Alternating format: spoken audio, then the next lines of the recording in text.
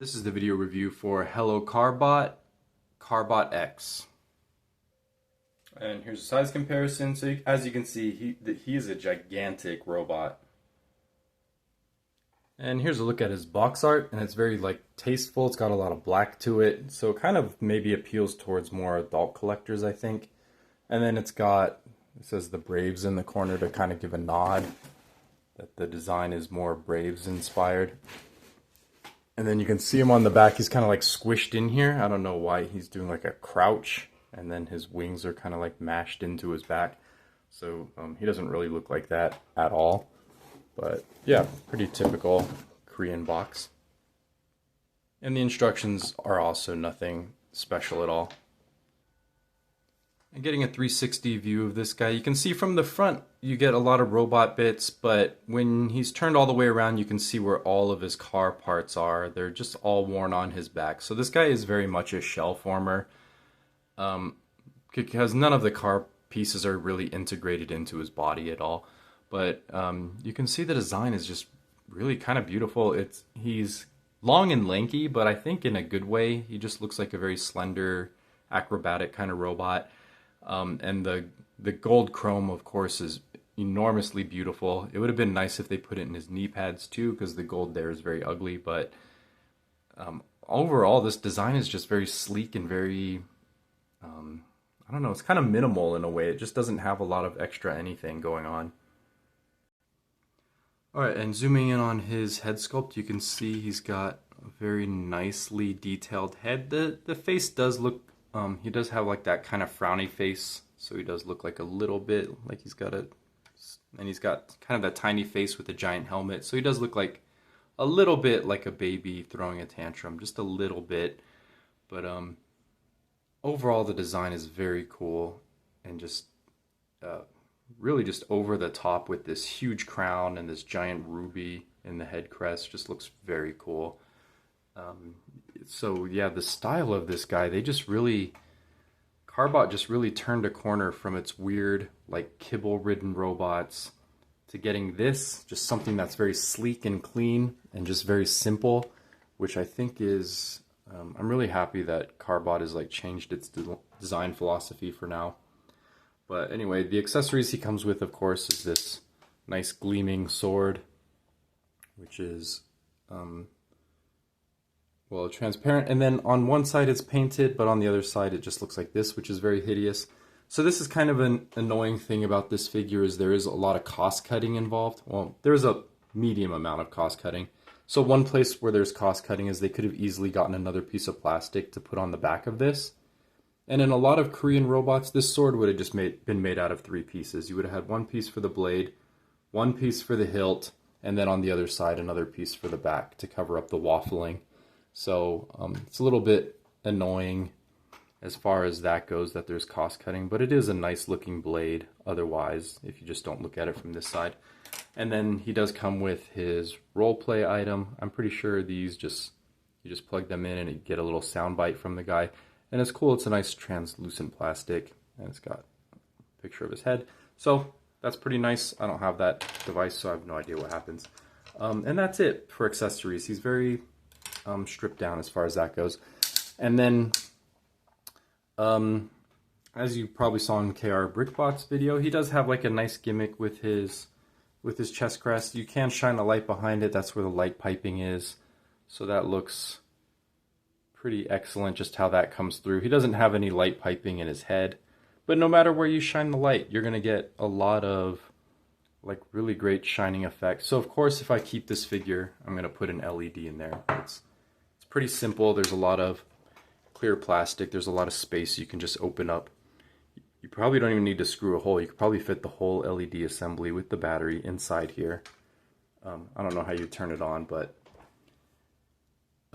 that's something I might do in the future. As for his articulation, he does have really nice ball jointed neck, so he's got plenty of articulation there. He does have bicep swivels very nicely. He does have an outward motion on the arm, which goes all the way out.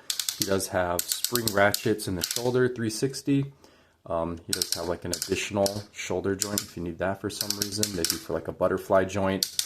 You can use it that way. So he's got plenty of articulation in the shoulders. He does have elbows. They only go about 90 degrees, which is a little bit unfortunate. It looks like they could have easily worked in a few more degrees on that. And he does have wrist articulation. So pretty much everything you'd want in the upper body. And he's got spring clicking, spring ratchet hips or waist. And then he does have, of course, very typical universal joints, which go in all directions. He does have thigh swivel. He does have a knee, but that's also a little bit hampered. So that's maybe like 45 degrees. He can't quite get 90 because of this giant shell in the back. And just the way his leg's designed, you can't really disengage this shell. And even if you could, it doesn't matter because the way this is cut still only gives you 45 degrees. So you're not getting anything out of that. And then he does have ankle tilts, surprisingly, like massive ankle tilts. You do get like this ugly gap down here, but it's kind of minor. And then you get toe point as well. So you can get very convincing poses out of this guy. Where you get, and he's very easy to just set down and just pose in a way that looks pretty impressive, especially with his waist swivel, with his sword. And the other nice thing about his articulation is because he has wrist swivels, you can actually get him to legitimately two-hand his sword so that he can actually hold the hilt with both hands without cheating. So yeah, the posability on this guy is just great, and he's so simple that posing him is actually very fun. And you probably saw this wing is like flopping around. That's because I pulled out the pin. It's not because of a factory error. It's actually nice and stiff enough. Because I did that on purpose. But yeah, the posing on this guy is tremendous. He looks good no matter how you set him down. He's just one of those figures that's a joy to pose. And he's going to look good no matter what you have him doing. It's hard to make him look embarrassing. One thing about the posing that does annoy me is that his car windows are his heels. So you're definitely going to start getting some paint chipping down here the more you set him down. And his hood is the bottom of his feet, so you're going to get some scraping on the hood as well. That's just completely unavoidable, unfortunately, the way they designed this guy. So that's a little bit of annoyance that that you're just going to be scraping those details on the ground all the time. So that is kind of a violation of robot design philosophy, but it's not the end of the world, I guess. This guy, I think he does have some kind of weird articulation things or weird proportion things. So he is long and skinny, which kind of works in his advantage. His legs are extra long. He's got a long torso, which you don't see in Transformers anymore. But he's also got like this backpack, and I took the liberty of taking the pin out so I could unscrew everything. You do have to remove this pin, which is not too difficult. You can just push it from down here. If you have like a skinny blade, you can just push the pin up and then you can pull it out from up here. But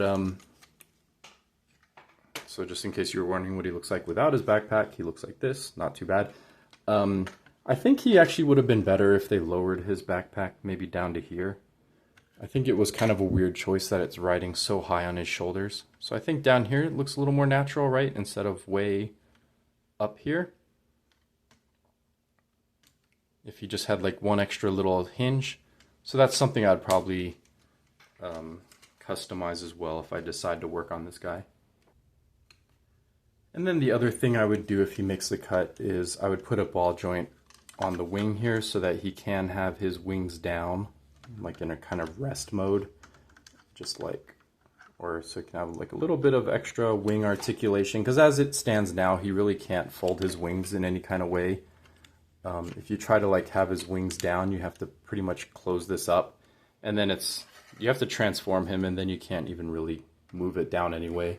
So his wing articulation is pretty much non-existent. You can flap it like this. That's about it. But anyway, for transformation, we're just going to rotate his biceps this way. Oh yeah, and one other cost-cutting thing that's kind of annoying is he does have waffling on his bicep, and he does have a dreaded exposed mushroom peg. So again, if they were spending a little bit more money, there would have been just another panel here to close that off. So that and the sword are the most annoying cases of cutting costs. But anyway, you're going to rotate his forearms forward, and then you're going to just lower his shoulders like this, and then you're going to go ahead, you can just start clipping his legs together. Of course, there's a lot of little clips that are all going to sandwich together, and you can see there's a little smudge on his hood already. And you just get that all nice and clipped together, and then you can point the toes, and then you can see that's already like a whole car right there. Oh, actually, his forearms are going to actually face the opposite direction. So you want these screw holes to face down. And then you're just going to go ahead and pull this whole backpack assembly up over his head, and you can get that ready, and then you just flip him over, and you can see there's a whole car here. He does have a accordion kind of thing going on here. So you just unpeg the legs from here, and you just accordion this whole section back, and then you can see this is all going to meet up with the front of the car. And you just sandwich that all together, and there's a nice friction joint here to help hold everything in place, which is on his butt. So you just press everything in, and there you got the front half of the car. And then all you got to do is just close these panels, and they have little tabs that are going to tab into place too. No flexing required. And there you go, you get this car mode, which, oh man, it looks like I can already see some scraping in the windshield, possibly from posing, which I barely set the guy down. But yeah, there's his car mode. I don't know what kind of car this is. Maybe this is some kind of muscle car from Korea. Maybe it's not a car at all. It's just like a fantasy car. But it looks good overall. It's got a nice clear blue plastic back here for some reason. And then you can see the plastic window where the LED would be, and you can even see his chest pentagon kind of hidden in there. And then the last thing you can do is you can get his sword, and that will peg right here into his shin. And then, of course, this car is enormous. It's too big to really scale with anything except for maybe like Carbot. It's just one of those giant size cars, or Carbot. Those cars tend to be pretty big too. So yeah, that's this guy. I got him for, I looked it up, $73 on Gmarket, which I think is a reasonable price for this guy. He's good. I recommend this robot. He is a lot of fun. He's nothing, what you see is what you get with this guy, but I think what you get is really worth it. He is a pretty good robot, but that's up to you to decide. So let me know in the comments what you think, and I'll see you in the next one.